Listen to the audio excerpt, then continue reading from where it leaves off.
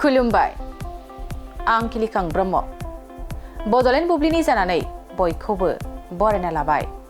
दिनै 20 अक्ट'बर 2024 नोंथांमोननो बड'लेण्ड बुब्लिया दिनैनि साना मानि थाखाय मिथिजायो एबा दिनैनि सानाव मा हाबाफारि फालिनाय जायो नोंथांमोननो फारि फारि बड'लेण्ड बुब्लिया फोरमायगोन। दिनैनि सानखौ वर्ल्ड अस्टिय'पर'सिस डे महरै फालिनाय जायो। वर्ल्ड अस्टिय'पर'सिस डेखौ बोसोरफ्रोमबो 20 अक्ट'बराव अस्टिय'पर'सिस आरो बिनि मुलुगनां बजाखौ दिन्थिनो थाखाय फालिनाय जायो। बे अस्टिय'पर'सिस सांग्रांथि साननि थांखिया बे दिगाव फोसाव बिजोंनि गोसो आरो रायजो राजानि गोसोखौ बोखारनाय।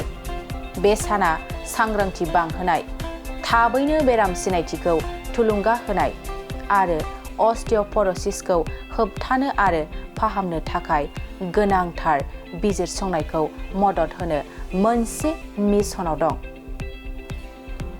बेनि अनगायैबो दिनैनि सानखौ community media day, national day on writing आरो नेशनेल युथ डे महरै फालिनाय जायो।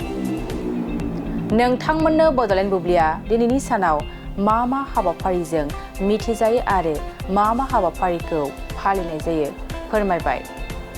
गोजोन्थों। मोनसे फोसावथाय सनाजों गावखौ समायफ्लेहोनो गोसो गोनां बिथांमोननि थाखाय मोनसे गोजोनथाव खौरां। दुर्गा फुजा आरो धनतेरासनि बाम्पार अफार होदों सिबि जुवेलार्सआ। नोंथाङा लुबैनाय बायदि सनाखौ सिबि जुवेलार्सआव फैनानै खम बेसेनावनो लांफैनो हागोन। बे अफारखौ अक्ट'बर दाननि 31 अक्ट'सिम होनाय जादों। नोंथाङा बे सिबि जुवेलार्सआव गोबां रोखोमनि सना आरो डायमन्डफोर मोननो हागोन,